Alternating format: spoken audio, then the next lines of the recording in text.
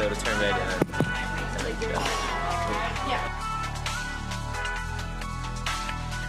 yeah, you guys know how to turn the mics on? It's a button. You hit it. Testing. Up, turn it off. When you're Hello. Whoa.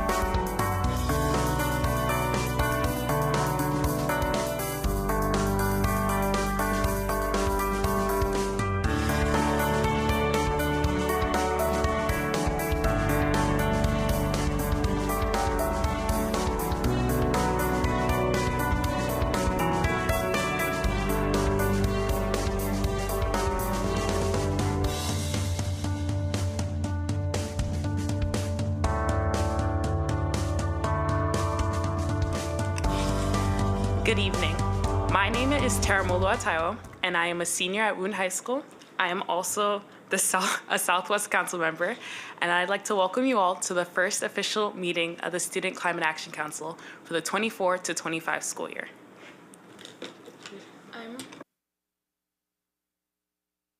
Thank you.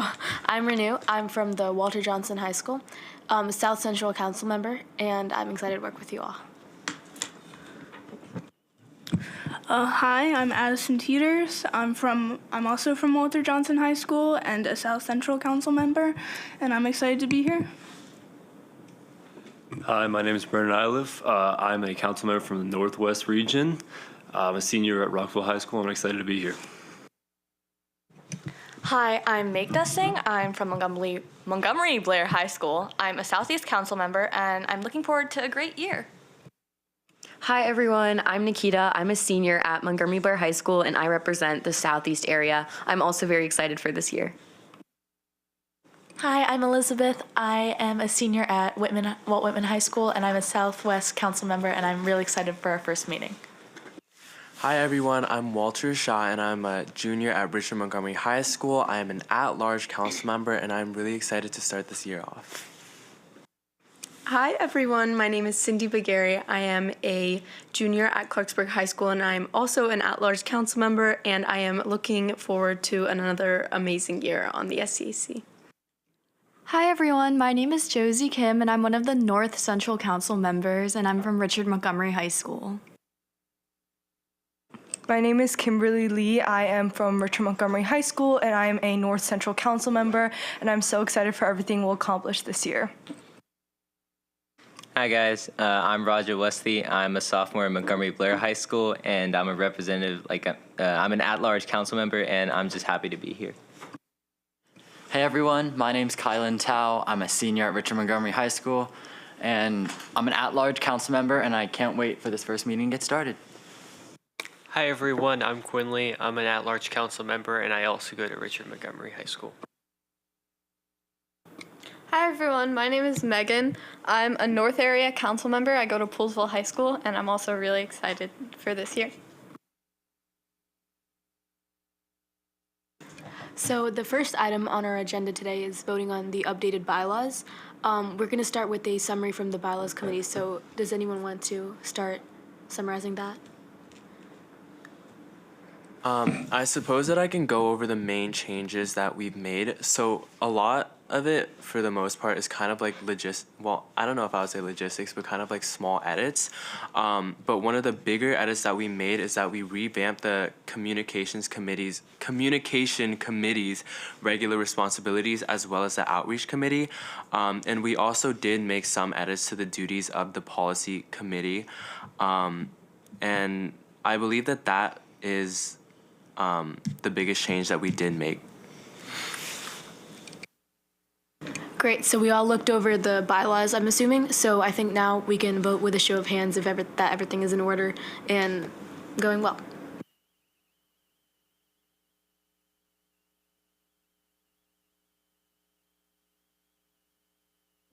Great.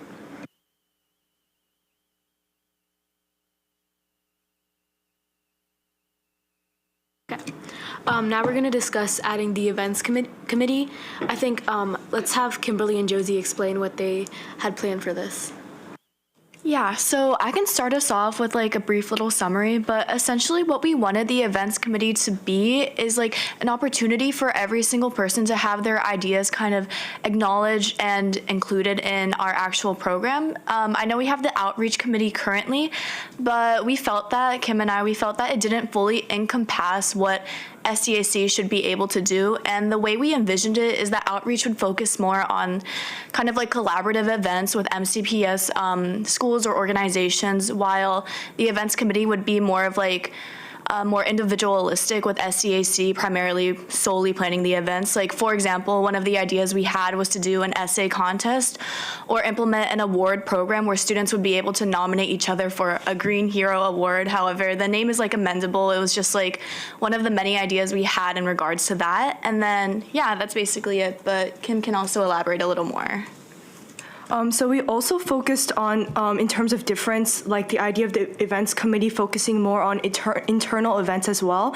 So this is events that help build team rapport and collaboration, and just looking into creating events that SCAC members will participate in. So, for example, like monthly socials, and also like other kind of like social events that the SCAC members would attend. So kind of events would focus also more on the kind of internal events within the SCAC rather than kind of going out and, as Josie said, the collaborative aspect of events.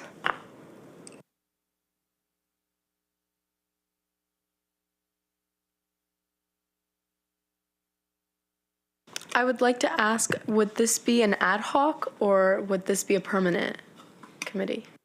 Oh yeah, so we saw like things about the standing committees, but in general, we felt that this would be more of like a replacement for those committees because I think the idea of a standing committee is really good, but in practice, it's really difficult to ensure that everyone's ideas are actually being enacted when you have to go through the process of like creating a different standing committee for every single idea that you want to enact. So basically, the events committee would act as like kind of a mitigator for that and just ensuring that people are able to actively share their ideas without going through the tedious process of voting on ideas and all that. But yeah, that's basically our idea of it. Wait, so are you saying you want this to be a permanent committee or a temporary committee? Oh, sorry. It would be a permanent committee. And you said it would replace what committee? Standing committees in general. I think you mean ad hoc committee. Oh, sorry. The ad hoc temporary committees. ones. Yeah, my bad. Got it. If there are no more questions, then we can proceed to voting on adding this to our positions. Okay, I actually had a really quick question. So I know that last year the outreach committee was working in collaboration with MCPS on the Lorderman Farm event. So my question is kind of, if we're to be confronted with like another event, like I guess like of that kind of sort, would it go under the events committee or would it be, you know, outreach again? So more collaborative events, like in conjunction with other organizations, for example, MCPS, we imagined would be handled under outreach committee. But like I mentioned before, the more singular individualistic committee or like ideas that we all individually want to pursue would be handled under SCAC. Like, for example, we had the awards program, which again is more individualistic, not really in conjunction with another organization. And we imagined that would be handled under the events committee. I feel like before we think about the idea of voting on an events committee, we should first like agree on like a few like ideas in general that we have, like, okay, what would we plan for the SCAC to do individually that we aren't like organizing with any other groups? Because I feel like having that clarity before going into and actually making this whole new committee would be important. So I feel like we should go over that first before actually voting on it, but that's just my take on it. I definitely agree with that perspective because I think the whole point of like how we imagined the events committee wasn't just like our ideas being put in. It was more of like a collaborative thing where everyone is able to pursue their like own initiative or like insert their own ideas and we can all work together and collaboratively enact that. Can I ask another question? So why do you feel like the need to separate our events as a council as opposed to like our events like with other organizations? Like, why do you think that people would not be able to express their ideas like if we had just one committee? And also, how many don't you think that it might be better to have one committee so then like there's not like 10 events going on where it's like so hard to like split all our resources? But that's just a question. Yeah, so the way I see it, last year we didn't really, or I wasn't here last year, but based on what Lynn said, there wasn't really an issue of too many events. It was an issue of not doing enough. So I think this events committee could help like ensure that we're doing enough, that we're implementing the ideas that we want to implement, the programs and initiatives that all of us want to collaborate on. So I feel like it would be a way to increase productivity and kind of ensure there's no overflow. And again, ensuring that we're all completing our responsibilities, ensuring that we're able to get these projects out there in a timely manner. So looking through the document of the proposal, I'm seeing some really good ideas. I actually do really like the general projects that are included, but I still don't know if we necessarily, in the status quo need an extra committee. I feel like that's kind of something we can, decide on a little bit later on when we do, pursue some of or I guess if we do pursue some of the things noted on this document, because I do think that they're actually very good ideas. I agree with that, and I also think this shouldn't replace an ad hoc committee in general, because each event that we may plan in the future might need its own separate requirements and experiences and different planning.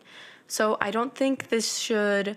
I really like the idea. I actually really do. I think that's a great way to organize ourselves, but I don't think it should replace event ad hoc committees as a total idea. You know what I'm saying? I also think whatever we decide, I definitely like your point of having more, like, I liked all your ideas of having like the awards. And I know last year we were also like kind of talking about it, but never happened. So like regardless of what we decide, whether we want to have a new committee or not, we should definitely focus on having more events as the SCAC in general, because I think that would definitely increase our presence in the county. I agree. I also want to add that I think this would be a good time to reconsider ad hoc committees in terms of like events, because I know that last year we had a lot of ad hoc committees that probably should have fallen under the outreach committee looking back, like the Fall Sustainability Symposium or other events that we worked on with MCPS to like create.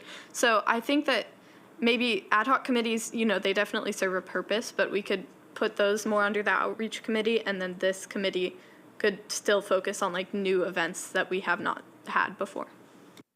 Sorry, just to add on, I also agree, and I think this will give the outreach committee a little bit more of a purpose, more edge than we gave it last year. So I think if we did get rid of the, what was it called? The standing ad hoc committees, or if we got rid of the ad hoc committees, I feel like that would cause a little bit of an overflow into the actual outreach committee, which is where the events committee would come into play. But in my opinion, I do support like getting rid of the ad hoc committees, just because I feel like having them being hosted as like events or using them to host events, it kind of like disrupts the flow of the council, just because we have to vote in like, should this project be a thing, when I really think we should not be like wasting time doing all that, waiting for every meeting to vote on each individual project we want to pursue, but rather have designated committees to pursue each type of project. I think I have my perspective on this is, I think in general we should make the events fall under the outreach committee, and then if like the outreach committee decides like, hey, this is a huge event and we would want a separate ad hoc committee, then I feel like it would make more sense, and then that would like take out most of like the having to vote for things, because generally the events would fall under the outreach committee. For a time check, we have 2 more minutes before we're voting on this topic. I just wanted to kind of jump in and say that if I'm being honest, I feel like what like we should like first, I guess, go through the events that you guys propose, and if we see like the need for an events committee, then we put that in place. If, for example, we do all of these things under the outreach committee and the outreach committee is kind of overflown by all of these tasks, then I think that that's grounds to establish the events committee. So I mean, I guess I would kind of be proposing tabling the event committee as a whole. Yeah, I agree with Walter. I think last year the outreach committee didn't have as much to do, and I think by making a concerted effort to put most of the events under the outreach committee, then we can like make sure that there is more to do. But then obviously if there is an overflow and there is an issue, then we should definitely consider creating another committee. I'm going to disagree. I think that while outreach was doing very little last year, I think that putting most of the ad hoc committees under outreach would solve that problem. And so I think we need to think of it more as a new committee for new things that we weren't even doing last year, like not even as ad hoc committees, right? So, and with that definition, I do think that we should have this committee, because I think it's good for the SCAC to host events and things like that. So I think that we shouldn't table this. I think that we should get this committee going as soon as possible, but I don't think it should be considered a replacement for ad hoc committees, more as just something new. So I think that if we are to, put these 2 committees in place, what we need to do is kind of, I guess, like draw a fine line between where, the responsibilities of outreach and the responsibilities of the events committee, like, we need to draw a fine line between them. Can I make a suggestion? I think the line should be, if another organization approaches us about an event or something that's happening that they want to work with us on, that should be outreach. And if we have an idea of an event or something that we want to host ourselves, that should be this new events committee. Great. I don't know if I can jump in, but just from listening to everyone's perspectives, I agree a lot with like Megan's I think Megan kind of generalized exactly like what events committee really does. It's to focus on the internal events that are hosted by the SCAC. So for example, like SCAC hosted contests like the essay contest, the art contest, those are all internal things that SCAC is hosting rather than a collaborative kind of joint thing that's going on with like other outside organizations.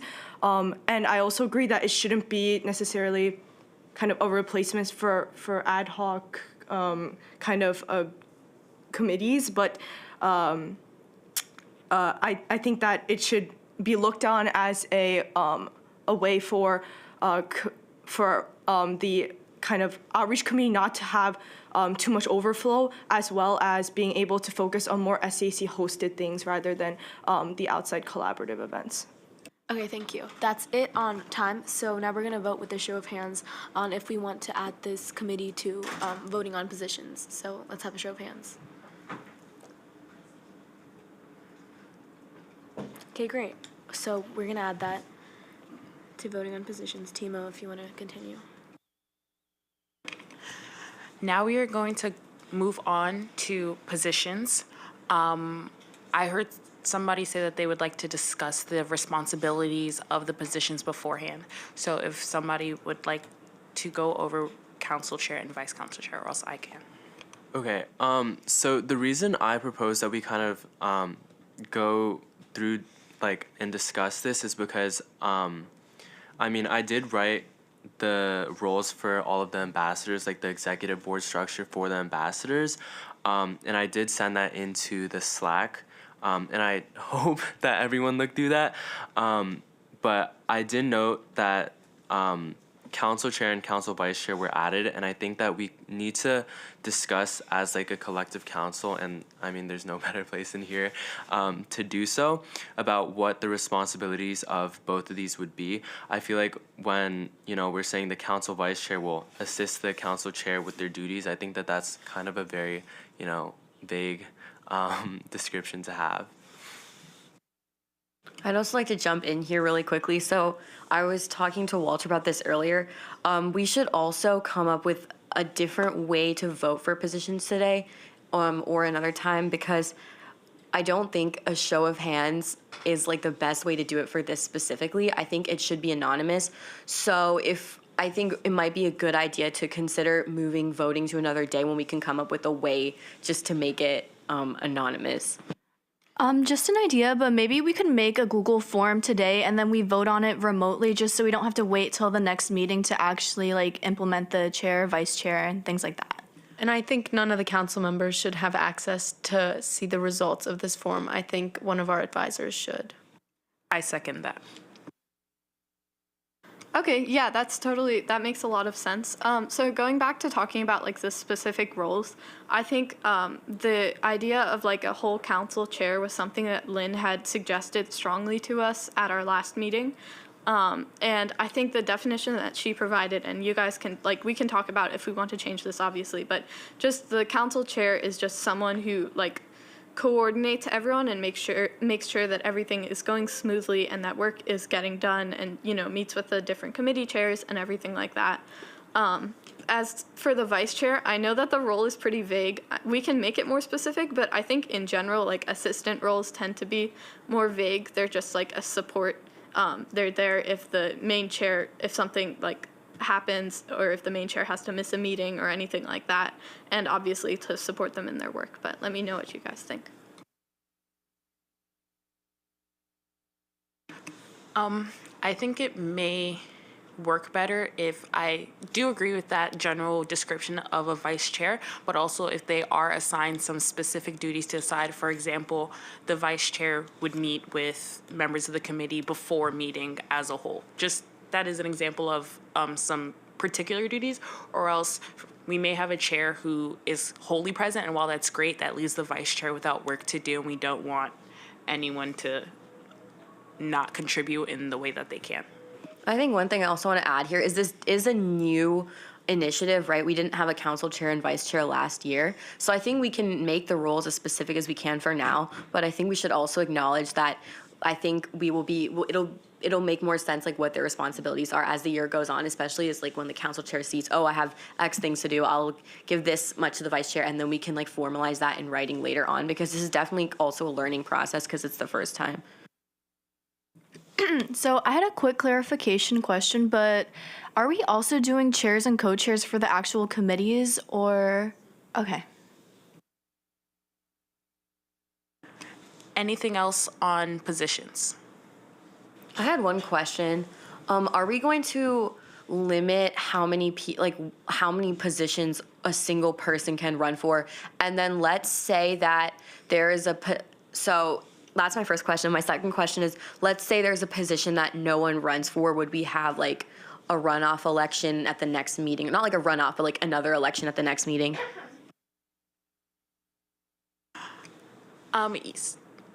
Go ahead. I'm sorry, I didn't catch the second part, but I know for the first part that yes, it is limited to one position per person. I think one other thing we wanted to ask, or someone, I think it was Walter, had asked about was the ambassador role, or the ambassador chair role. Are you still wondering about that, or?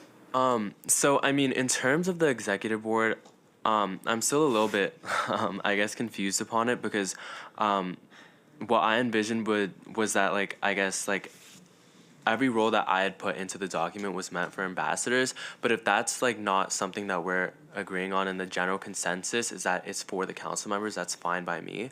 But I also had another quick question regarding if we do have a voting process today for, you know, chair, vice chair, etc. So, I mean, the first thing I guess is that I feel like every single council member should at least hold some kind of role to ensure that they have, you know, at least like some sense of responsibility within the council and have something that they're specifically responsible for. And I feel like what we should do is kind of first hold like the chair, vice chair elections today if we want to do that, and then at the next meeting we could do like you know, whatever other chairs. So just to do the math here, now we have 4 committees, right? So that would end a chair and vice chair for each. So that's 8 people, 8 leadership positions. 5 standing committees, Nikita. Oh, 5. Sorry. So that's 10. And then we have 2. Like we have a council chair and vice chair. What? Events, outreach, policy, grants, and comms. Oh, I was missing grants. Okay, so that's 10. Then we have the council chair and vice chair, that's 12. And then we have the ambassador chair and vice chair, so that would leave us with 14. But also I just want to say, I also agree with Walter. I think that maybe the chair and vice chair elections are more pressing, and then we should push the committee elections to the next meeting, but that's just my opinion. I would have to disagree. I think that the committee, if anything, the committee chair and vice chair elections are more important because those committees need to start working like immediately. I don't think we should wait for another meeting. Something else that I wanted to mention was I don't think we should try to give everyone like a leadership role necessarily, because just being a member of the committee is definitely a responsibility, and I think we should recognize that. You know what? No, I forgot what. Oh, wait, I don't know. I'll just jump in really quickly. I agree that it's a more pressing issue, and I was hoping that we could actually cover that in today's meeting, like the leadership roles in terms of like chair and vice chair. But I kind of disagree with the idea of not giving everyone like a leadership position per se, just because I feel like wait, do we have like, in terms of the math, do we have enough for everybody to get a chair or co-chair? We have 14, so there would need to be 4 more like positions. So like an example, I mean, if we wanted to have like, so we could say that one person like for like the standing committees, then the people who don't have like committee chair or vice chair roles could lead those. That's just an example. So I think in terms of today, we should at least make it known who is interested in holding some sort of position at the minimum. I think that should be what it is. But in terms of giving everybody a leadership role, I don't think that's right, because 1, it wouldn't spread out. 2, we would have to make multiple new positions for everybody to hold one. And 3, holding a leadership role is for the maximum responsible people. If everybody here is just the maximum most responsible, that just would not work out, unfortunately. The leadership role is given to people who would give the most effort for that committee, and therefore that's why I think personally that just would not be the best idea. But that's just what I So I think if we have 14 leadership roles and like 4 people not having a leadership role, I think we either need to like reduce the amount of leadership roles available, just because if like 4 total people aren't given one, it's just like minority, or like they're a minority and like the leadership is the majority. And it doesn't feel right. Yeah, that was, sorry, that was my concern as well, because I feel like when we're having, 14 of the 18 members holding, these leadership roles, that can, firstly, it can create a sense of isolation within council members who don't hold that, and I guess kind of also a sense of inferiority. So, from that standpoint, that's kind of why I didn't propose that the council members have, all of these, chairs and vice chairs, because I don't think that we should have, I guess, like a council where some people are feeling more isolated than others. I lost my second point. I agree, and I think that at the minimum for each of the committees, we should get rid of the vice chair, and I am open to.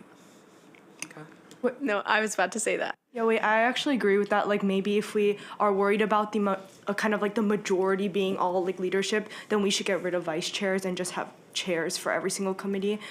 So that it makes sure that we can address Cindy's point on the making sure that the kind of maximum people who can handle that leadership position are able to be in that leadership position. And it wouldn't cause like a sense of, like Walter said, inferiority between council members, since kind of it would be like an even split sort of between members who are in those leadership chair positions versus those who aren't. And I think we should definitely establish the fact that the people in leadership positions are not necessarily the ones who are more superior than the other council members. It's more the people who are taking more of a direction and more of the leadership initiatives in that separate committee. And I also think that we should keep the vice chair of the council as a total, because if the main chair is not there that day or something happens and the vice chair must take over, we have that position in place so that there's not like a big mess between the 4 or 5 committee chairs to see who would take over. Really quickly, regarding the thing about inferiority that you just mentioned, I feel like I understand that like there shouldn't be feelings of superiority or anything like that, but I feel like it's kind of like an inherent thought, when you have like everybody else in front of you kind of, I guess, like on a higher stepping stool or something than you. I don't know, I feel like it's kind of like it kind of creates like a hierarchy within the council where everyone else is a step up from you, and I don't think that's really the way that we should roll with it. I just want to pop in real quick, say hello, everybody, and I'm sorry I have to leave quickly because I have to go to a candidate forum. But I do want to encourage you all, from a very pragmatic place, to move on from this conversation. After today, you're 25% of your meetings are in the rearview mirror, and if you haven't even started to accomplish work this year, you've lost 25% of your meetings. I think you need to focus on what you want to get done. You've got Mr. Traubman here, who's got a million things going on in sustainability that you guys should be like grabbing with both hands and taking a leadership role on. We have a list of partner organizations. There's so much that you guys could be getting done.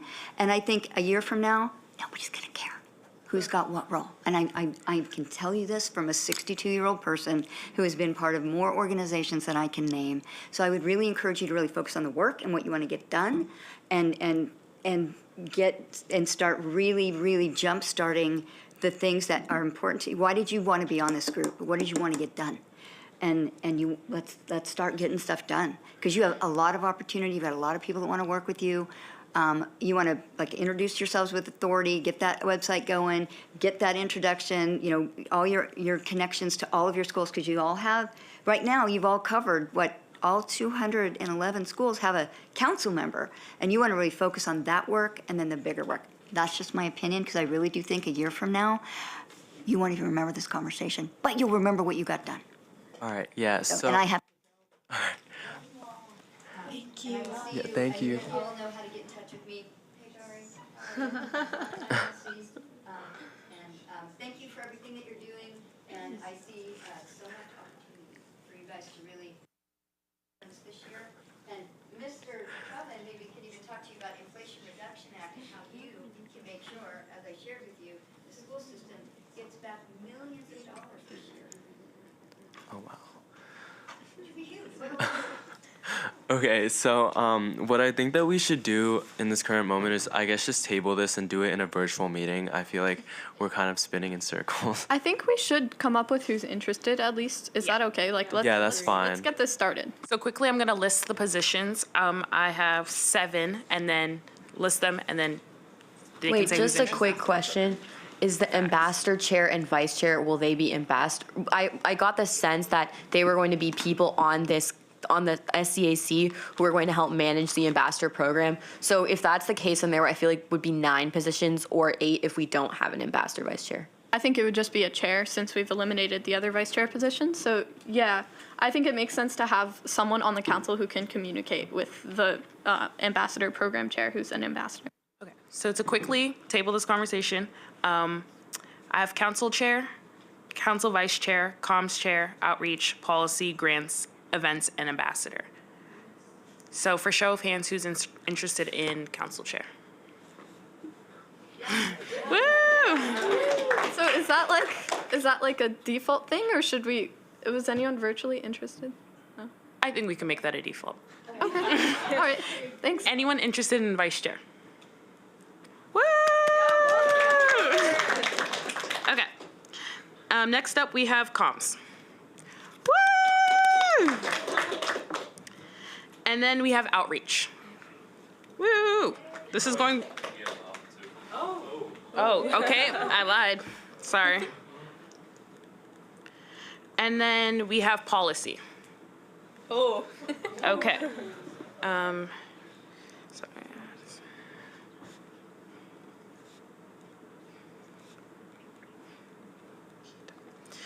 Okay, and then we have grants.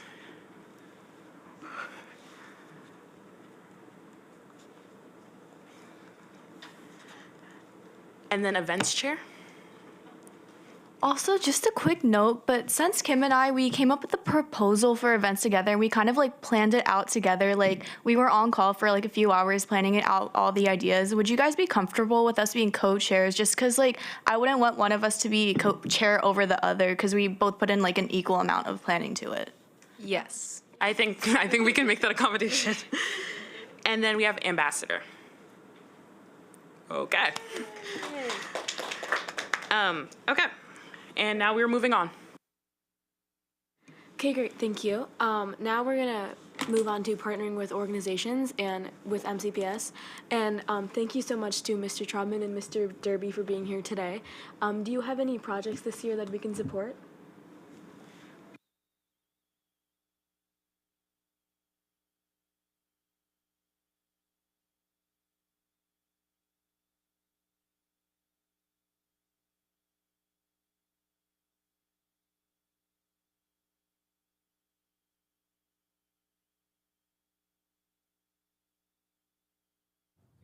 Thank you for having me. Congratulations on the start of your. Can you sit down so you can be on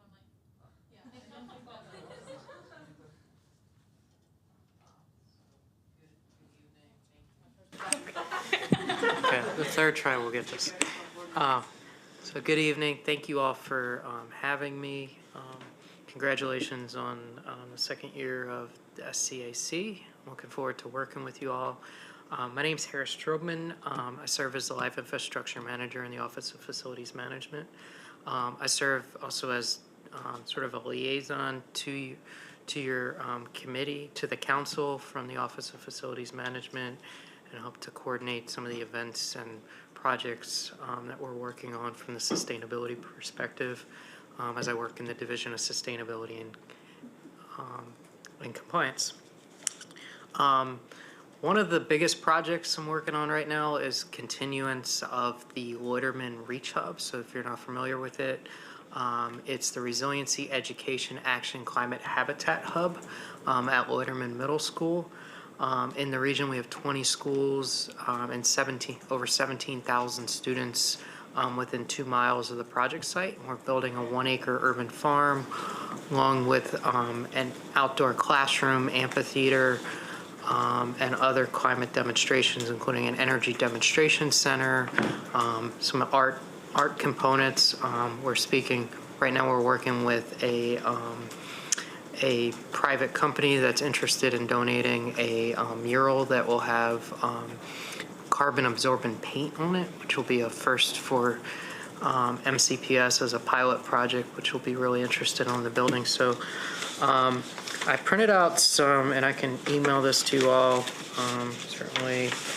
On November 9th, we're going to have an outreach day, a build day with several different partners. So it's Saturday, November 9th. It starts at 9 a.m. We'll go till about 2 p.m. We'll include lunch as well. And we're partnering with a number of partners, including Habitat for Humanity, the Mission Continues, which is a military veterans group that provides volunteer support. We also brought in a new partner, the Carpenters Union, Local 197, that will provide additional technical support.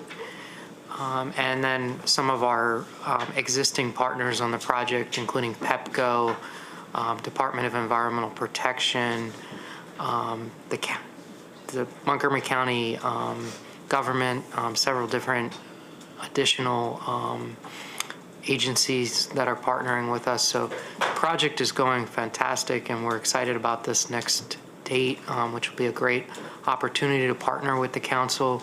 So we're going to have we're going to be building out a 1-acre a good portion of the production farm, along with some benches and other sort of things there. So we'd love to get a good turnout of students working with the adult volunteers to really transform the site. I think on Earth Day we had over 1,000 people.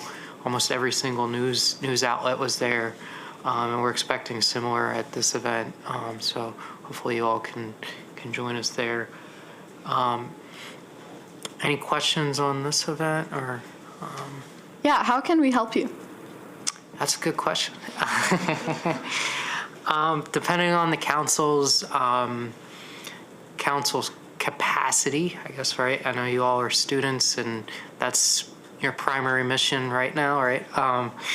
And so depending on your capacity, there's a number of different ways in which you could help us either on the day of, as well as leading up to the event. So on the day of, we need folks that are willing to help, prepare the site. Megan, I remember you stayed extra last time and helped just even cleaning up, right? And some of those small things really make a huge difference in us being able to ensure the project's success. Leading up to the event, certainly recruiting additional students, helping to plan the event, marketing, some of the project things. So we're looking for somebody that's a DJ the day of as well. If you know anybody that wants to connect their phone and play some music, we'll have the speakers. Yeah, so a lot of different opportunities depending on your skill set. Either planning the event or during the day of. We certainly need a lot of help.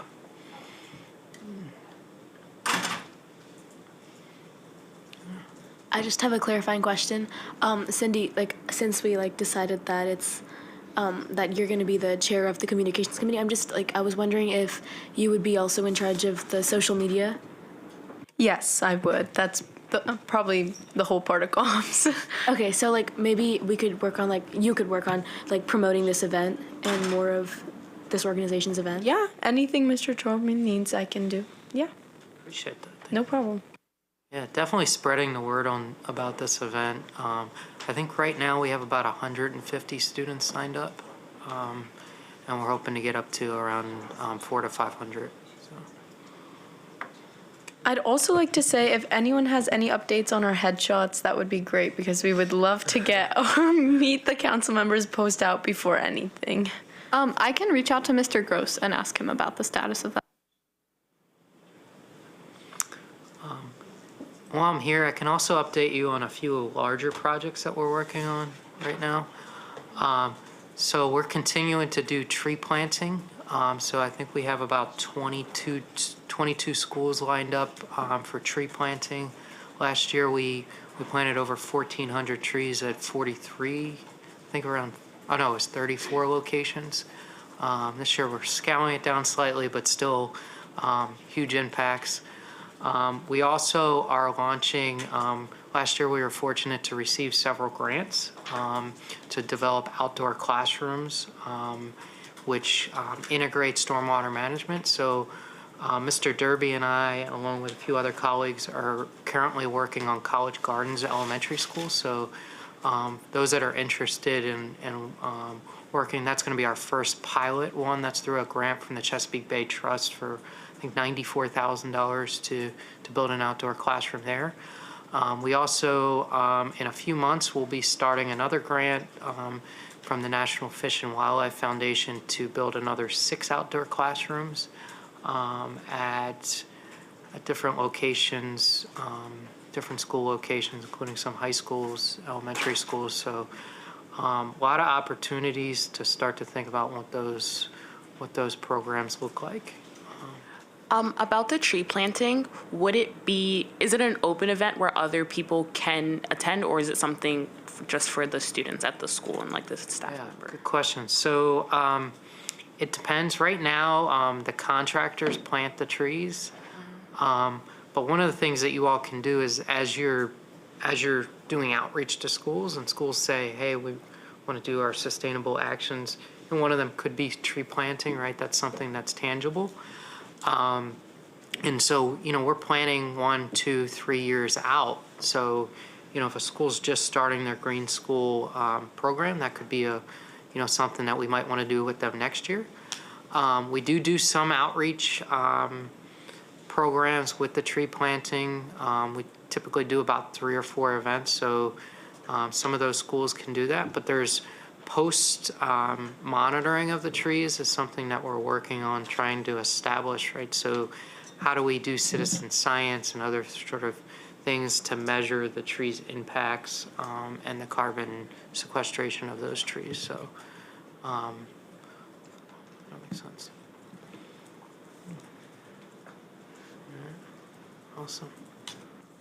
Okay, if there's nothing else, I was wondering, Mr. Derby, do you have anything else you want to add to that? It's got lots. Okay, thank you, Mr. Traubman.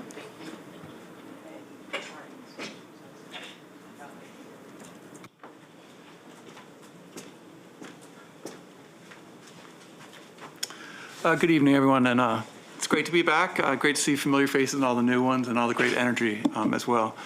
So for those of you who don't know, my name is Lee Derby. I'm the supervisor for environmental literacy and outdoor education programs. So I'm based at the Smith Center. Some of you may have been there in 6th grade or other times, or participated in 6th grade outdoor ed at one of our 3 locations. That's what we're most known for, but we run some other programs with elementary through high school adults, and also work as our capacity allows us on curriculum pieces. So I know last year some of the members of the council were focused on getting more climate change content in the social studies curriculum in particular, and met with my colleague in the social studies department. But I work with science, health, social studies, English language arts, all these people in an attempt to infuse environmental literacy into all of their areas. I don't have any curriculum people myself. We have teachers that are working directly with kids most of the time, so I have to work through them. So that work will continue, and we definitely want students to be part of that. So we'll give you some more information about that as the year goes on. And the second thing is, I told the council last year that MCPS will be starting the Youth Climate Institute this year. And our first meeting is actually tomorrow. So I'm surprised I didn't see any of your names on there, but I know you're busy and you're packed with all kinds of other things going on. But I am co-sponsoring it with someone who works at Brookside Gardens in Wheaton, and most of our meetings will be there. Tomorrow's our initial meeting. It's kind of like a meet and greet, whatever. It's not too late to join if you're interested, or if you have friends that might be interested. So it's just to give you a quick overview, it's a program that started several years ago in Howard County, out of the Howard County Conservancy, to educate high schoolers about climate change, climate science, climate impacts, and climate solutions. And the requirements are at least 5 webinars or discussions about different topics and there's 3 general areas, as well as some action projects and service hours, and hopefully having a lot of fun as we're doing all that. So, and if you fulfill all that, you become a certified climate ambassador with, I guess, I'm not sure, a digital badge, a actual badge, and a cord for graduation as well. There's a second year as well where you can become a certified ambassador with honors. And that's kind of like working individually on capstone projects. So since this is our first year, we will be working on the first year, and it's open to students from any high school in Montgomery County. And we have several schools represented so far, but not all, so we'd love to have some more. Would you be interested in emailing us a short, a few sentences maybe of information so that we can post it on our Instagram account and try to push it out to more students? Yeah, I'd love that. Thank you. Okay, awesome. Does anyone else have anything? Or are there any other projects that you're working on that we could help you with? Not at this time, no. Okay, well, thank you. What I'd like to add, would we be working with this Youth Climate Initiative group, as partners, or is this just something we should help advertise or have students join? There is potential to partner. So the education piece, I think that, I don't know if that would be the right time, but so that's basically the first semester is a series of times we'll get together and we'll either view something live or have a guest speaker talk about that. There's an online portal, so we'll have discussion forums and things of that nature. But then the second semester is when it moves into action projects. And so that might be a nice place to partner. I'm also in agreement with that idea of partnering, just because the Youth Climate Institute has such kind of similar ideas kind of to what SCAC is also reaching for within Montgomery County. I think there's definitely potential for partnership. I don't know who was interested in outreach, but whoever was in that committee might be interested in doing this opportunity. So once we have an outreach chair, they can reach out to you and talk about potentially partnering. But for right now, if you could send us some information so that we can post it and send it out to students, that would be great. Yeah, those both sound great. Thank you. If no one else has anything to add, I'd like to call a 15-minute recess, and we will resume at... I have one quick thing to add. Oh, sorry. So for the 2 committees where we haven't really decided on a chair, and which are policy and outreach, would everyone... Oh, 3, sorry. What's the third one again? Outreach policy, grant. Oh, grants, sorry. Would everyone be okay with me sending out a when to meet for this week for us to discuss this? Because I think it's really important to get these positions also filled, so we can start work for the year. Yeah, especially for outreach, on what we just discussed. Okay, I'll send out a when to meet then for this week, and then people can fill it out and we can discuss further at the virtual meeting. Okay, now I would like to call a 15-minute recess, and we will resume at 7:10.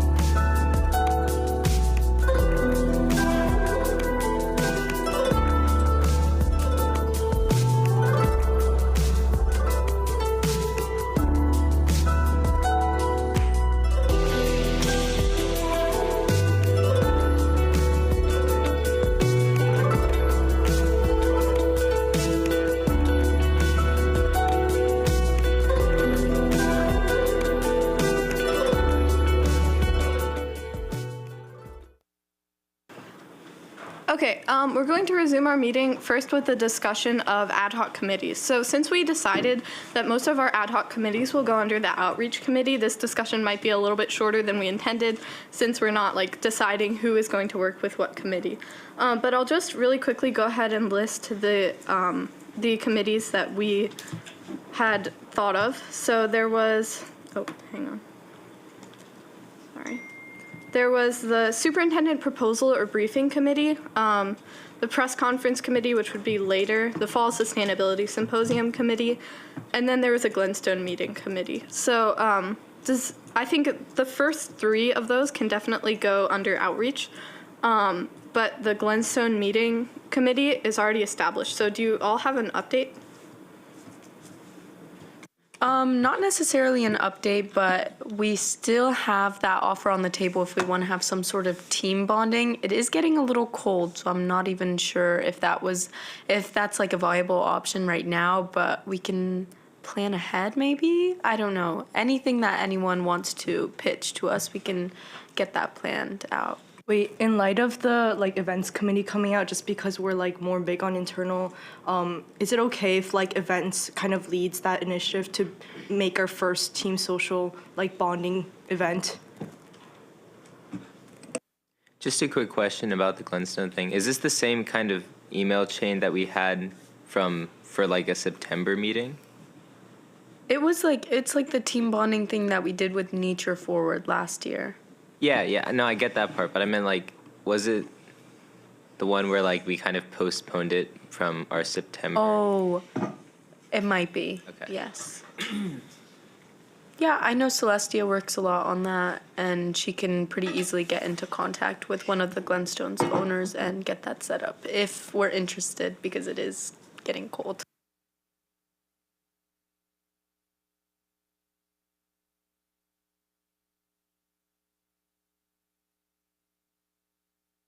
Okay, if no one else has anything, I think we're going to move on to the next agenda item because most of those ad hocs will be under outreach. Now we're going to move on to standing committee goals. And first, we'd like to start with communication chair, which would be Cindy. Do you have anything you'd like to share on how we can engage students? Yeah, so I'd say Nikita just brought up a great point. We tried to do councilmember takeovers of social media, and I thought that was a cute take on introducing each council member and giving everyone kind of a perspective on what a day in a life would be, I guess. I like that idea, and I also like kind of more collaborative ones. I know I work a lot with my SGA to build more on trend. So I guess we could work more on the funnier side and attract students that way. And if anyone has an idea for any sort of long form videos for more informational sides, I'd be open to hearing suggestions for that as well. Yeah, I think we could do, so I don't know if you all remember, but last year we had an introductory video. It didn't get broadcasted quite the way we would have liked, but I think if we did another introductory video, maybe not as elaborate, but focusing just on talking about who we are as a council, then I think that would be good to broadcast to all schools. And then after that, I'm wondering what you all think about having monthly or bi-monthly videos to update different, schools on our activities, to offer grant applications and things like that. Because I know that we sort of stopped doing videos last year, but I think it would be an effective way to communicate. Yeah. I really like the idea of doing that first thing you said with the introductory video, and I also thought that bi-monthly videos were such a good idea because it's just something easy that a teacher can play during their advisory period, and students will just listen to it and unconsciously pick up words, because we all know they're not listening, but it's okay. Yeah, I love that idea, and I can definitely reach out to Mr. Gross and get that set up. For that, I would say that we just need to make sure, because last year we had a lot of problems getting our videos shown and getting our slides delivered. So this year, I think I don't think it was a lack of effort on our part, but I think we just need to see if we can make sure that every school knows and every school says that they will show the video, or yeah. And that will play a big part for outreach. That will be part of their main goals. Yeah, and I think that Ms. Dublinsky has like an alternate method for us of getting that message out to all principals just in one concise message, just so that they know that like who we are and what our videos are. One thing I want to suggest for monthly videos specifically, I think if we like move that responsibility to our ambassador committee for comms, I think that would be helpful. You know, there can be like a subcommittee that works to set up, plan the monthly video, help record it, and I think that would be like, it would take a lot of responsibility off of council members, which would be really helpful. Wait, so I had a quick question about the ambassador structure, but does it kind of like mirror the actual SCAC council? So there's like committees for policy outreach and comms and things like that, and then like the ambassadors are just like within those committees? Yeah, so those, you got it right. You got the 3 committees we had last year. We don't have a grants committee in our ambassadors, mostly because last year the council decided that we should focus that responsibility in council members because we're talking about like large sums of money, right? But we can change that if you all want to. This is a new council, obviously. And then I don't know what you all think of adding the events committee to our ambassador set of committees. I think that should go to the event chairs. Would you guys like ambassador assistants for planning these events, or do you think it can just be as needed? Wait, so actually I was gonna ask about that, but like in terms of the committee, like I know we're gonna have like the ambassador chair or director thing. So like what role do they take as opposed to like the committee chair and like directing the ambassadors within like the different committees? So the ambassador chair would be specifically focused on coordinating the ambassadors. Last year, the activities or the things that we were working on in the council committees tended to differ sometimes slightly from what the ambassadors were working on to support that. So I think having like an ambassador director, which by the way, we did not have last year, would be really helpful, like just to lead the ambassadors specifically. Does that make sense? Yeah, and also I think it would be a great idea to just add the events committee also to the ambassador list, if that's okay. Okay, yeah, I think that would be great. Yeah, I have one thing to add if you guys can hear me. Can anyone hear me? Or- Yes, we can hear you. Okay, yeah, so I agree with all the ideas that you guys said about like a social media post, like the informational side and also the funny side. But I also think like integral part to like reaching out to a lot of people in MCPS is like gaining our followers. Like right now, I think we have like 360 followers right now, which is good, but I feel like we could definitely increase it a lot, like MCR and other organizations have like that. They have like thousands of followers, which is why they have like a strong student fan base, like a support base, I guess. So I feel like if we can conduct like outreach to like other organizations and they can spread awareness of SCAC through their organizations, we can gain our followers and we can also draw more attention to whatever we're posting. So oh, sorry. Are you done? Yeah, I'm done, yeah. Okay, thank you. So I absolutely agree with that. But I don't think that's necessarily our fault that we don't have a lot of followers. We did really try and gain support, and I think we did the most that we could for our first year. But this year it's about setting new goals, and I guess we can add reaching a certain amount of followers. I don't think that should be priority, but I think we can make it part of that. Maybe we could ask to do like a co-post with the MCPS account or something like that, like a larger account, even MCR or EcoMoco or something. We could also see if the SMOB or like Pernille is willing to also repost some of our content this year. I can ask him about that. I had a like quick suggestion in terms of, I think this would be more towards like Cindy with comms and social media. This was I think an idea that we proposed with events, but I think it'd fall more under what's it called, comms. But if we could do like kind of a short mini series, kind of maybe like no more than 5 minutes max, like of kind of interviewing random students around the committee, not the committee, sorry, the county, just because I think we're lacking, the reason why like we have kind of lack of followers or it's just because we have lack of awareness of what SCAC is. But even just going up to random students in the county and being like, oh, are you open to an interview, not only opens them up to like who SCAC is or what SCAC is, but we can also get them engaged as like students like in the county. I really love that idea. Thank you.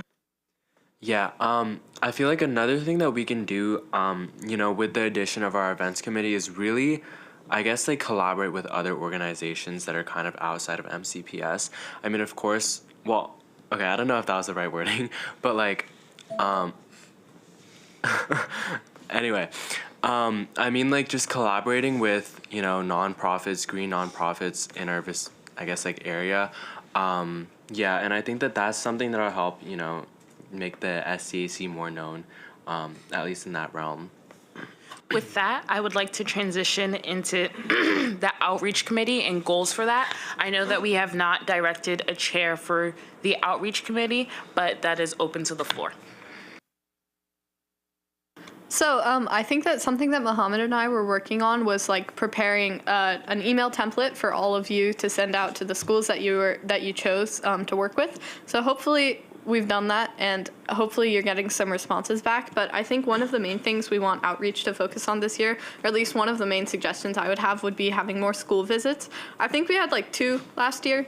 But if all of you want to visit at least like the high schools that you're assigned to, if not the middle schools as well, I think that would be really beneficial. We can get a lot of student engagement that way. We can, you know, talk to students who might not even know that the SCAC exists yet. And I think it would be really beneficial. But I'm wondering what you all think about like what other things outreach should focus on as well.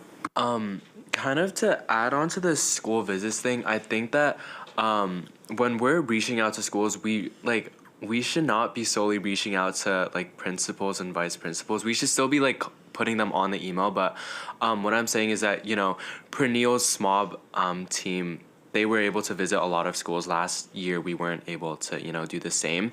And the way that, well, I mean, I've talked to a couple of like the directors of Pernille Student Advisory Council, and for the most part who responded was like SGA coordinators. So I think that that's, you know, something we should make sure that we do.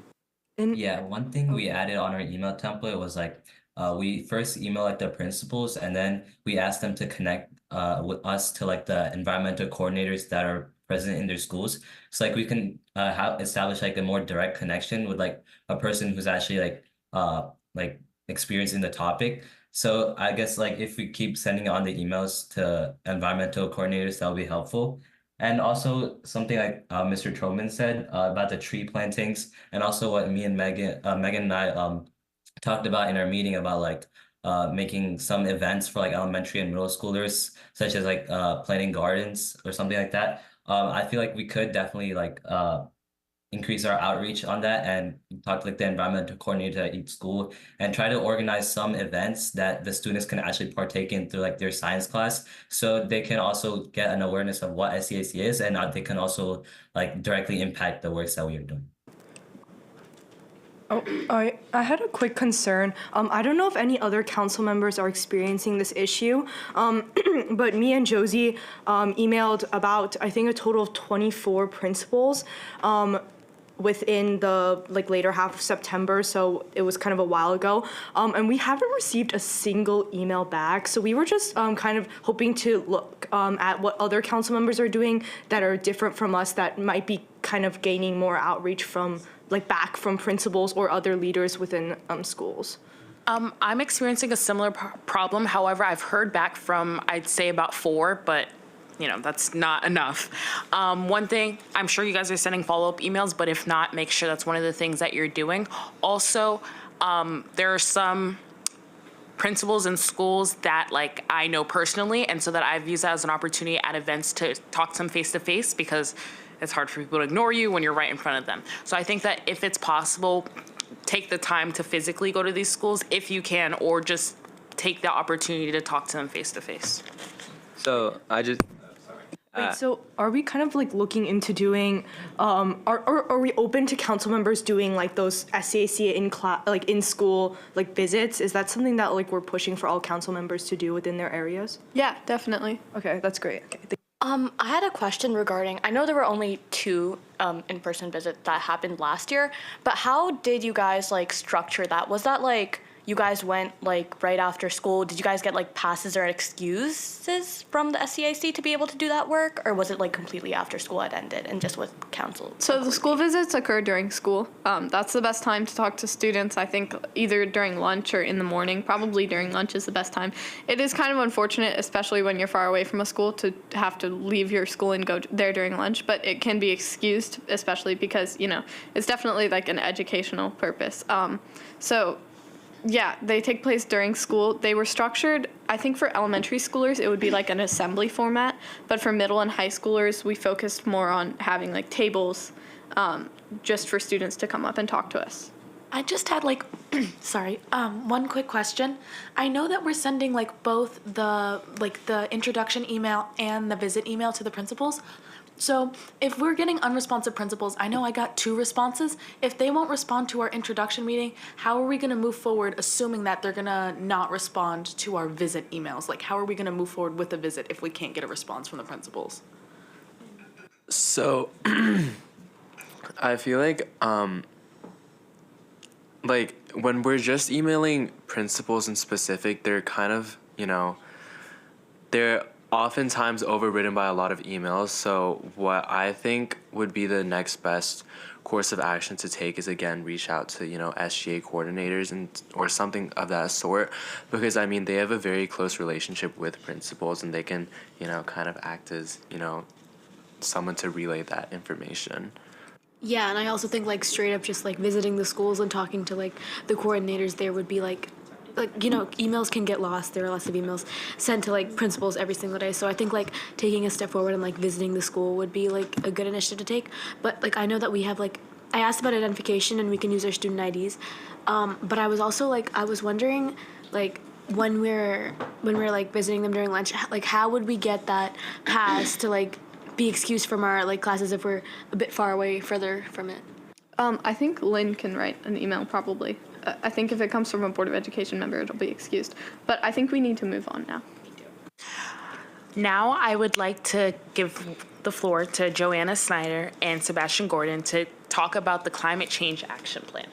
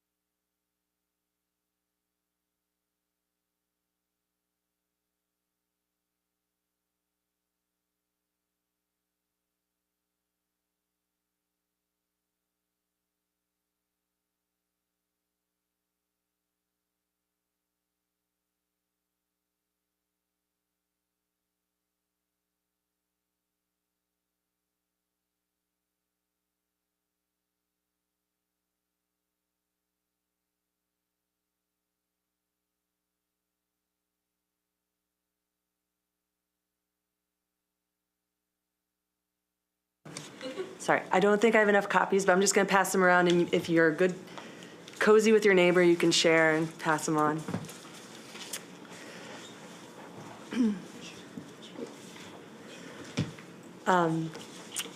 Good evening. Thank you for having us.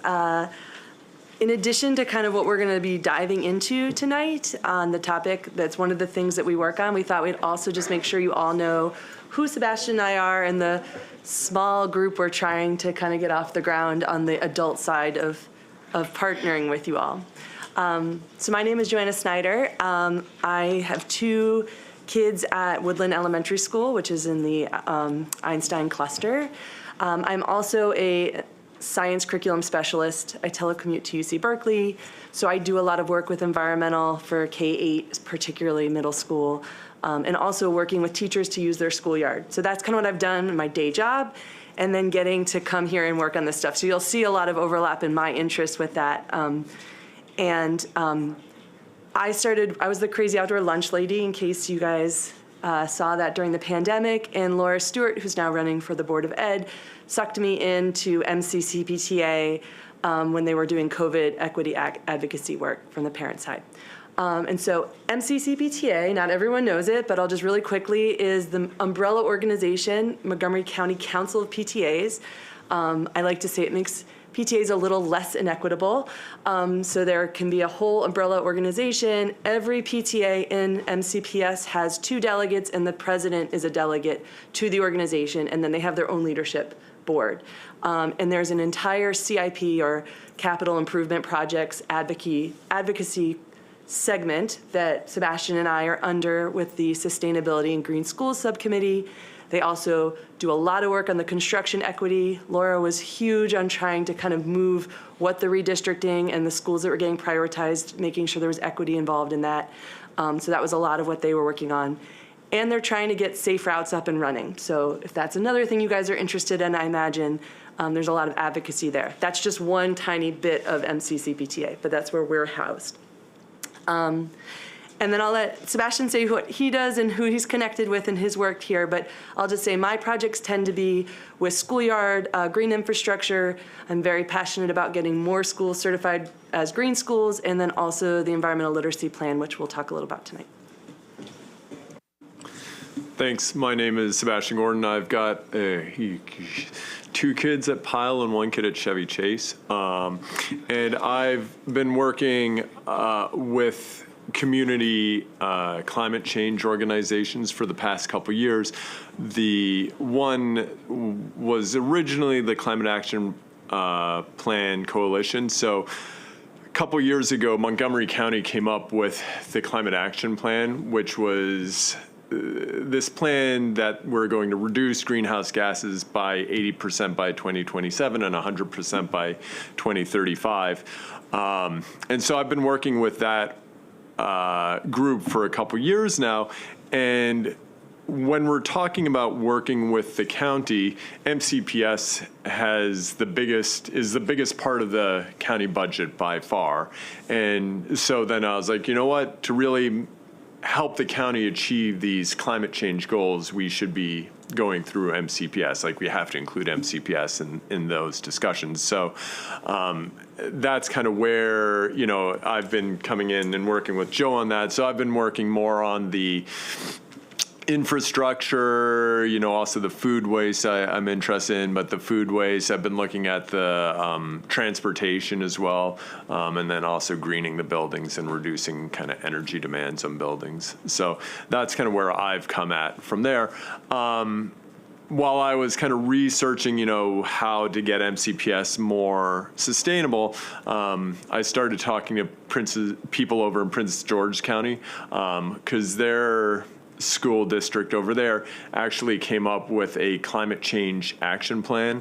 And it's interesting because I feel like MCPS is already doing a lot of the stuff that Prince George's County wants to be doing, but we don't have a kind of cohesive plan to it. It's like, this guy's doing this, someone else is doing something over here, or someone's doing something over here, and no one is really talking about it and making this plan together to be kind of synergistic and make sure we're kind of crossing all our T's, dotting all our I's, and everything like that. And so I think that's what you guys wanted us to come talk about today is, you know, do we want to present to MCPS, encourage MCPS to develop this climate change action plan so we can get more of a comprehensive thing.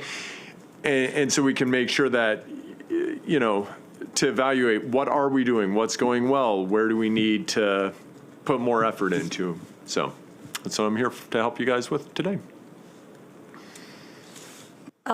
So one thing I really love that I'm hearing tonight is talking about collaboration. So in my work, working with districts all over the country trying to do innovation, what I've learned over the last 16, 17 years is what works is when you find the paths that already exist and you pave those. So anytime sometimes you have to create a whole new path in the forest, but anytime you can work with existing ones, that is really a great thing to consider. So working with the existing green schools certification programs. It's not perfect, but it's a perfect place to launch schools and the infrastructure's in place. Working with, and it's a perfect example of the success of the food recovery program, working with the efforts that already were in play with the Division of Sustainability and Compliance and joining forces. That's why that took off like it did. So anytime we can find that, it makes sense to do that. And so it was such an amazing moment when Sebastian started bringing the climate change action plan from Prince George's County, and how we would just take the sustainability policy to that next step. The other thing you'll see on the third sheet that I gave you all is I've also started, and we'll go back to the first sheet in a minute, but I just wanted you to see the end game really right now that I want you to have on your radar this year is the strategic plan is being developed for MCPS. And we need to get integration in there. And Stephanie, I believe it's Stephanie Sharon, is that how you pronounce it? Stephanie Sharon is super interested. She's jazzed about what you guys are doing. So again, this is me trying to show you, especially when you can use existing language. That's a huge win. So go back to the first page, and to that idea of the first way into this shared language. What I've started doing in these many columns with like 9-point font is in the far left column is the, what do they call them? Priorities. The priorities. So PG, Prince George's County has 8 priorities that they came up with. And when did they publish this? This was before the pandemic, right? I think 2 years ago. Oh, really? Yeah, oh, okay. It's not old. Yeah, Oh, okay. It's pretty recent. Might be a little older than that, but anyways. But in any case, as Sebastian said, a lot of this stuff already exists in MCPS, and so the second column was kind of how Sebastian and I started translating what we know is already in the Division of Sustainability, what we kind of have seen as other goals developing in MCPS. There's slight tweaks to the language in the second column. The third column, those of you around last year know that the council drafted their own climate kind of proposal. And so I wanted to make sure that language wasn't lost. And so just to show that it fit in it's not a perfect fit, but I tried to show where it all fit in to this whole conversation, that it's not separate, it just was I reorganized things. And then the third column was where I had some real fun. And just like Sebastian was saying, the county itself has its own action plan. So I wanted to also bring in those pieces. The one thing we don't have here that Sebastian pointed out tonight is where the language of the existing sustainability policy would fit into this, but it will. There are a lot of missing parts because it's not as comprehensive as what we want, but it would show that we are building from an existing policy. We're not trying to start from scratch. I would say just anecdotally, when we talk to leaders in the district and also point out they already have this stuff in place, the only real piece that's missing is an articulated environmental literacy plan, which is I know what you guys want. So that is the articulation of it. It's all there, but it's not brought together. And I know that Lee could speak a little bit to, he's very interested in driving that. We're very interested in supporting that. It's a common language that partners could work with MCPS more on. MCPS has historically not been a very friendly with external players. That's changed a lot in the last 10 years, and it's changing a lot with leadership now, but it's a slow change to the culture. So language like that would help small nature centers to big organizations wanting to bring funding in. That would be a real game changer also on many levels. So just showing what that language is there. And then at least getting some of the language into the strategic plan, I think would be really helpful as well. So I know you guys have all talked about wanting to do like climate curriculum. I would encourage you to maybe step back and look at what already exists and how we are just make that public and the K-12 kind of progression that exists in MCPS to then tweak from that, because I think that would be a really helpful piece.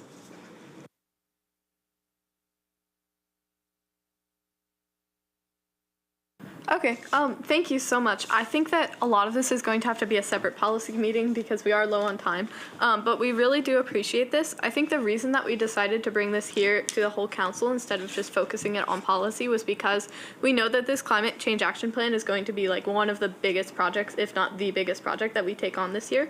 And so we wanted to like hear everyone's input on it. So something that you had mentioned and that you mentioned again just now was that we have a lot of the pieces in place, but the curriculum is the thing that we're missing.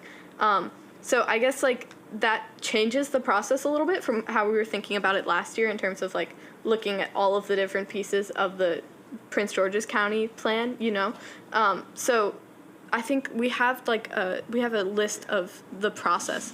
So the process that we had identified last year was to create a work group and potentially hire a consultant to create this plan. Second step was to draft the plan and have progress checks with the Board of Education. Third step was to open the draft up for public comment. Fourth step was final edits or changes, and fifth step was propose the plan to the Board of Education for final passage. So I guess, does anyone have like any thoughts or questions on that timeline? And I'm also wondering how it will be different now, because a lot of the things, like a lot of the pieces, at least for like the work group meetings that we were thinking of having, might be a little different now that we already have them in action. So questions from everyone, and then thoughts on that from you. Sorry, I don't know if I missed this, but is there a specific deadline where we wanted this like climate action plan to be like completely finished after a thorough review? That's definitely something we should add. We don't have that. Do you all have any? No? Okay. I think the original idea was just by the end of this year, right? Like, is there anything more specific? Yeah, I think the goal was really just as soon as possible, because I think while it would be great to get it by the end of the year, if I recall, PGCPS, theirs took like 18 months or something like that. So really, it's really like as fast as we can get it done. Yeah, I think theirs took about a year to do that. They had like 6 or 7 months of these meetings on each of these topics, and then took a couple months to write it. I mean, I'm amazed that they got it done in a year. Like, it's crazy. So we actually have significantly less than a year, because it's October right now, right? And if we're talking about like the SCAC school year, we have until June. So if we want, I mean, it can definitely spill over into next year. I think that's totally fine. What I'm wondering now, before we move on, which we should definitely do soon, is what, should we have a policy meeting just talking about like what's already in action? Because I think that's something that we're not completely sure of, like what's already happening. So a separate virtual meeting, would that work for you all? Yeah, I think that'd probably be a good idea, just so you can like whoever's interested in it can hammer out the details about the process and then attack the process and kind of get a game plan together. Okay, thank you. Yeah, that's what I was trying to like, I know that we probably can't discuss that now because we're out of time, but I think that's really important. I'll just say, to clarify with the environmental literacy plan, like you'll want to talk to that gentleman back there for the details, but what we need for the climate action plan might be much more peripheral to what's coming with a longer term, deeper goal. So I may have gotten a little too excited about where I see it going, but that might not hinder us getting through to an actual plan. And some of an action plan is like, we've committed to this happening. It doesn't all have to be done within the year. So I think that's important. I'll just add also, you're really going to want to try to get Pernille on board with this. I think this would be huge to have the SMOB and their team, especially if we're trying to move something like this, because that helps us get it into the board meetings and things like that. So I think that would be very smart to do as you move forward. Thank you. And with that, we'd like to move on, as our meeting is almost over, to meetings. We have 2 brief topics to cover. The first being, how many meetings do we think that we should have broadcasted? For now, currently we have every other meeting broadcasted. That is what we're scheduled for. Everyone agrees? Okay, great. The second thing is SCAC on the road, and whether or not that is something that we should pursue this school year. So my only issue with it being on the road was it was a lot of planning on a council member who had to host part a lot more than they would have to do at Carver, and it's a long drive for anyone. I think Carver is a good like kind of place in the middle for a lot of people. I know the schools that we did, it was like a 45-minute drive for me minimum, and that's not me being like no because I can't. I'm saying I think I would speak for like a good amount of people when I say it's a little inconvenient.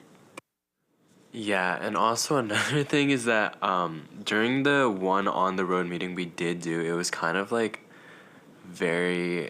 we had some logistical difficulties. I mean, at the very beginning, we were literally locked out for like 20 minutes. So I don't know if necessarily we should bring that back unless we have like concrete knowledge that it'll be like, we won't be locked out for 20 minutes. I agree. I don't know if the roadshow approach is the best plan. And I think last year we did give members like the opportunity to testify at our meeting, like not members, but like the students and the general public the opportunity to testify at our meetings and stuff. And I still think we could definitely continue that, but it just wouldn't be like if they couldn't come in person, we could give them virtual options and do that as well. Wait, just because I wasn't a council member here last year, could I ask for clarification on like what exactly this was and why it was beneficial to the SCAC? So we wanted like more accessibility. We wanted students from different areas to be able to attend our meetings, and so we had one general meeting at a school, I think down county, and we didn't have anyone show up. We probably could have advertised it better, but that's the reality of what happened. I want to suggest, or does that answer your question first of all? Yeah, it does. Okay, great. I want to suggest maybe we could do like town hall meetings, like separate meetings at schools. Does that sound like better? And maybe local council members to those schools could host those meetings. Wait, I also was thinking that this concept of like having other students coming in and talking at meetings is very similar to town halls. So I actually kind of like your idea of maybe hosting separate town halls to get general student opinions in. I don't know if that's... Yeah, I agree with that, and I also think that town halls could be structured around your area. So, the South Central area would do one together at one school, and so on and so forth. Any further comments? Nope. Oh, one more thing. I think if we have like a template for everyone for like a town hall meeting, that would be helpful. Maybe our outreach or our new events committee could work on that. Oh, I'm sorry. This is really off topic, but I work on a committee with Praneel, and I would be able to text him. I actually see him on Wednesday for a meeting, so I could let him know about the MCCPTA thing. Yeah, we should definitely try to schedule a virtual meeting with him to like talk through the climate action plan and make sure he's on board. Megan, and you're at that meeting too. We can go and talk to him. Okay, we're a little bit late on time, but I think we can fit this in. Next steps, next meetings. We're having our next meeting on Monday, November 11th, from 6 to 8. We need 2 hosts. Is there anyone interested in that right now? Or if not, you can always message on stuff. I would be, I guess the 2 of us are interested then? Yeah. Okay, great. Since we settled that, what do we want to accomplish before our next meeting? I think when Megan and Timo and I discussed this, we wanted to have every standing and ad hoc committee have a meeting between now and then to start working, and maybe even have some like personal meets with the schools, and maybe if the principals don't reach out, then we could also go and visit the schools ourselves, and also onboarding ambassadors. Is there input on that? I just had a quick question. Did we already separate all the council members into which committees they would like to work on? No, we have not. Okay, so I think we do have the committee channels open. We can have a more organized process, but I think for now, you all should join, I would say 2, 3 at most committees that you're interested in. And then if we have one channel with 15 council members, obviously that isn't going to work so well, so we can adjust if there is a problem with that. But I think for now, just join the channels, and if anyone has technical difficulty doing that, definitely reach out to me. But do we think we need a more formal process, or is that okay? No, I was just asking. Okay. Also, Kim and I, sorry, my voice is gravelly, but Kim and I can create the events channels later today too, if anyone's open to joining that. Wait, just to confirm, do we have the chairs or people for the outreach and I think 2 other? Do we have those? No, we don't. I said I was going to send out a when to meet for this I'll send a when to meet tonight for this week, and then we'll have a virtual meeting with the council to decide, and hopefully we can do I don't know exactly how it would work, so we'd have to talk about it. We can do speeches, then someone can create an anonymous poll where people can vote, something along those lines, so we can pick our committee chairs before the next meeting, and yeah.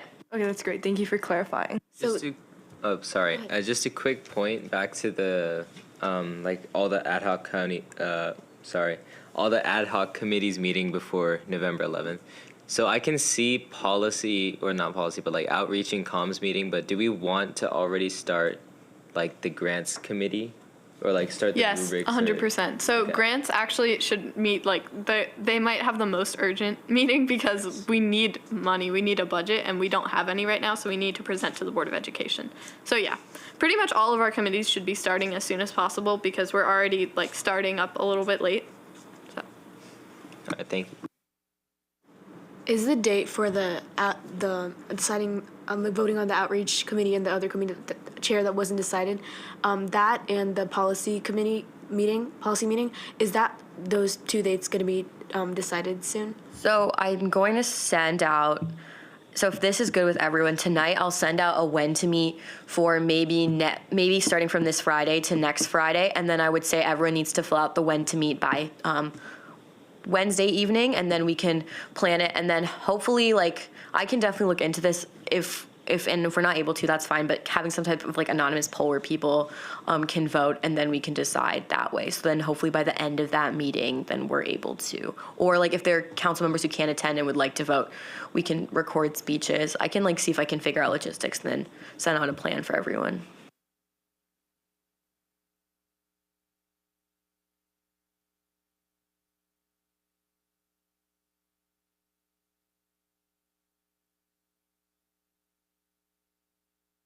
Right. Unless anyone else has any other comments or anything else that they would like to add. This doesn't apply to everybody, but I think about like 9 of us like signed up to be a part, or at least work with Miss Krogel Smucker on the county climate newsletter. And I replied back to her, and she said she had like 3 days that were available. So I don't know when we would be able to meet, but I think it's good to get started on that now, given it's going to be starting in the November newsletter. And she had replied back to all of us with 3 dates.